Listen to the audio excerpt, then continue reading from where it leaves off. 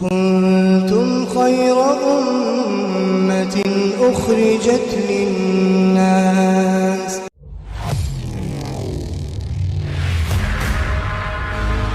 اللہ سے یہ بھی راضی ہو گئے تو اللہ نے صحابہ کو سلام پیش کیا، صحابہ کرام رضی اللہ عنہ کو اللہ نے سلام پیش کیا۔ میرے دوستو صحابہ کا ایسا یقین تھا، آج میرے دوستو اس یقین کو سیکھنا اور اس یقین کو بنانا، اس کے لیے کہا جاتا ہے میرے دوستو کہ ہم مسجد والے ماحول میں اپنا وقت زیادہ گزاریں، مسجد والے ماحول میں اپنے وقت کو زیادہ ہم گزاریں۔ ایک موقع پہ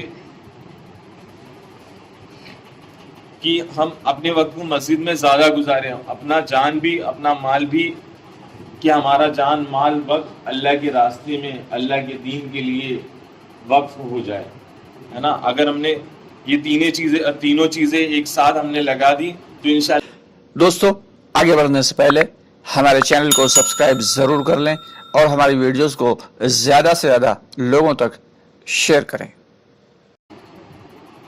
ہے نا بھائی۔ ہم سب ارادہ کریں، عزائم کریں کہ انشاءاللہ ہم سب اس کے بنانے کی فکر کریں گے، اس کے بنانے کی محنت کریں گے۔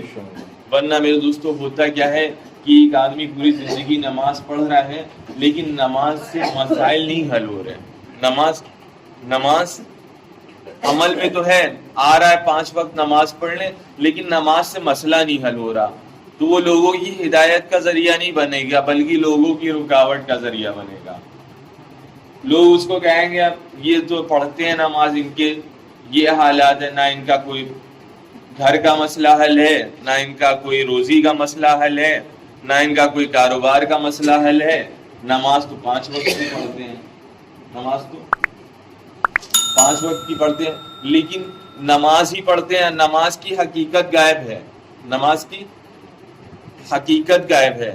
کہ نماز اللہ کے نبی صلی اللہ علیہ وسلم نے فرمایا، جس کا مفہوم ہے کہ مجھے یہ ڈر ہے کہ میری امت میں سب سے پہلے نماز کا خشوع اور خضوع اٹھا لیا جائے گا، نماز کا خشوع اور خضوع اٹھا لیا جائے گا۔ آج جو ہے نماز خشوع اور خضوع کے بغیر ہے۔ خشوع کسے کہتے ہیں، خضوع کسے کہتے ہیں؟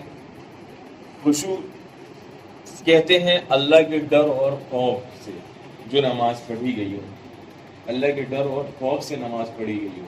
بتایا گیا کہ اللہ تعالیٰ کو کوانٹٹی نہیں پسند ہے، یعنی کہ بہت سارا عمل اللہ کو نہیں پسند ہے۔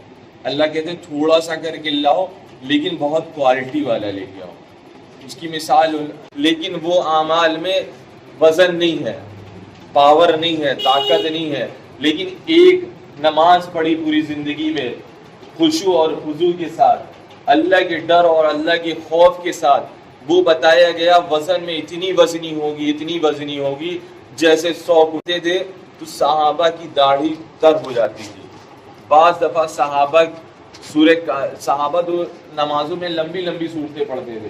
حضرت عمر رضی اللہ عنہ کے بارے میں آتا ہے کہ جب بھی وہ فجر پڑھاتے تو فجر میں سورہ کہف پڑھتے تھے، اور جب سورہ کہف پڑھتے تھے تو مستقل روتے تھے، آپ کی ہچکیاں بن جاتی تھی حضرت عمر رضی اللہ عنہ کی۔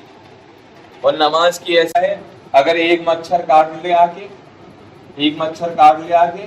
تو ساری نماز منتشر ہو جاتی ہے، ساری نماز کے اندر پورا انتشار پیدا ہو جاتا ہے ایک مچھر کے کاٹنے پہ۔ اور صحابہ کی نمازیں کیسی تھی؟ نمازیں وہ بنائی تھی صحابہ نے۔ ہم جیسے بچپن میں پڑھ رہے تھے ویسے ہی 55 میں پڑھ رہے ہیں، کوئی فرق نہیں، کوئی رد و بدل نہیں ہے نماز کے اندر۔